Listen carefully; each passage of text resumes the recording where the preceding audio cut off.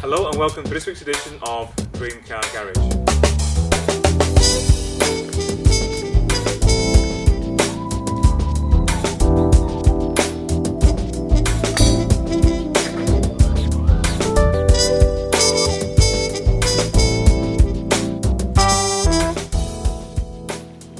Now in this week's episode we're going to add some fuel to the great debate.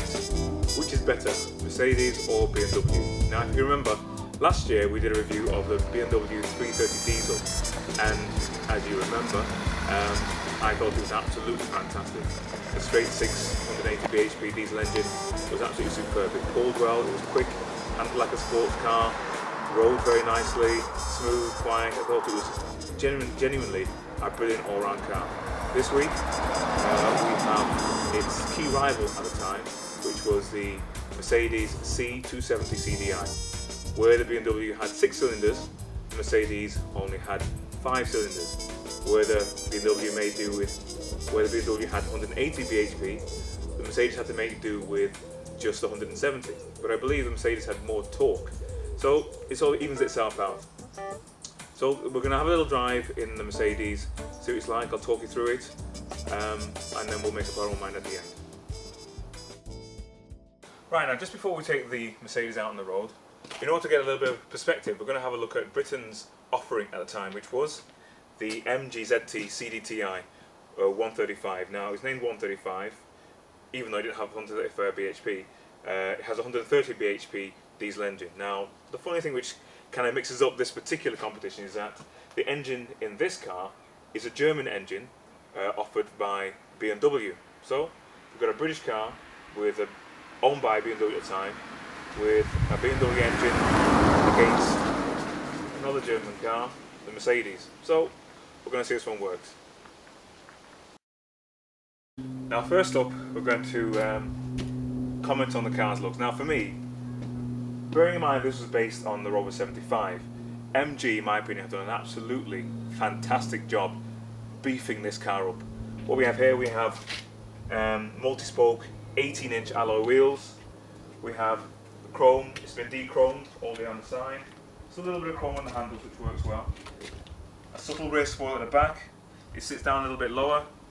Moving around to the front, we have this sort of Bentley-esque type front grille with meshing there down to quite a nice deep spoiler. To my eyes, it's a very, very appealing package indeed. It sits well. It's gone from being pipe and slippers to, a pair of Nike trainers. In the Rover 75 form, it's not a car that anyone under the age of 40 or 30 would want to be seen in. But in this form, a young 30-year-old man, 30-odd, I think that's in fact who it was marketed to, the young thrusting executive. And I can see that it's a very, very good-looking car in my opinion.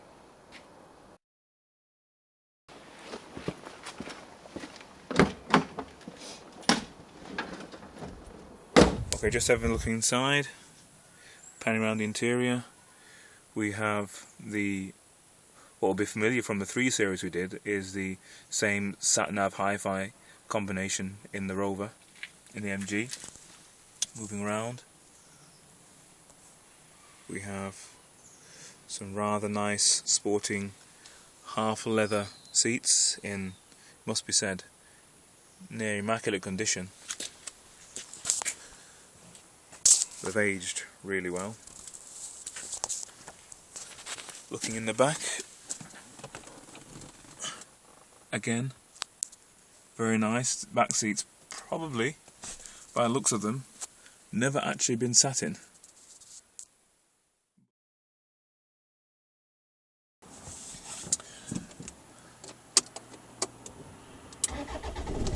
Alright, we've started it up.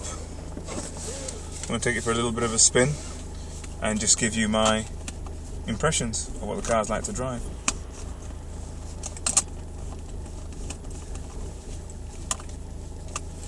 If I can get the seat built in. Okay. So it's got a little bit of fuel in now. Just going to take it for a little bit of a whiz, see what it's like.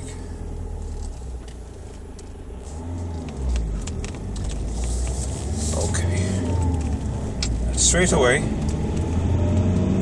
this is very nice. It's the engine feels very lively, despite only having 130 bhp. This feels very much alive. Steering's nice, well weighted. It's actually much quicker than I thought it would be. I mean, this is a fairly heavy car. I can't remember exactly what the kilograms are. I think probably like 1450 or something like that, maybe 1500. I have to double check, to be honest with you. And it's only got 130 bhp, but this is moving along at a very nice rate indeed.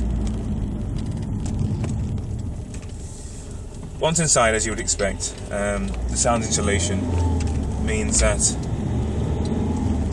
the diesel clatter we heard when it first started up is quite distant. Taking the corner, very nice. So it doesn't sound so bad now that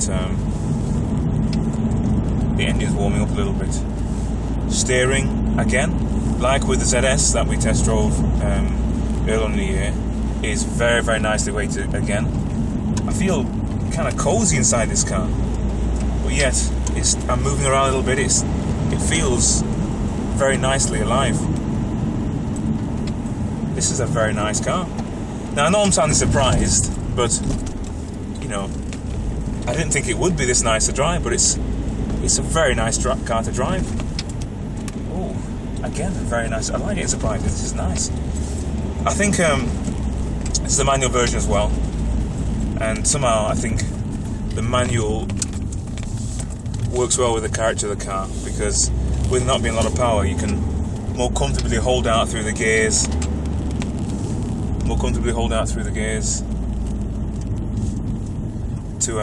To extend each gear to really get the most out of the power.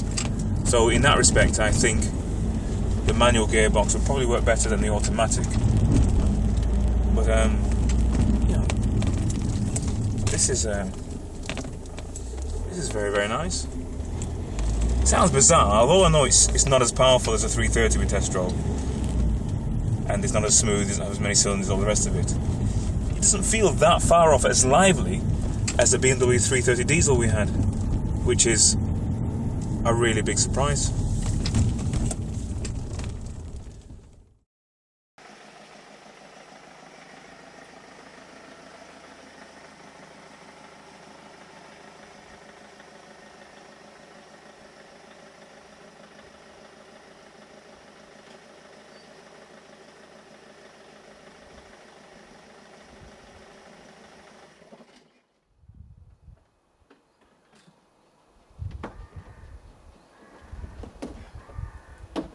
So, we've had a look at the MG, and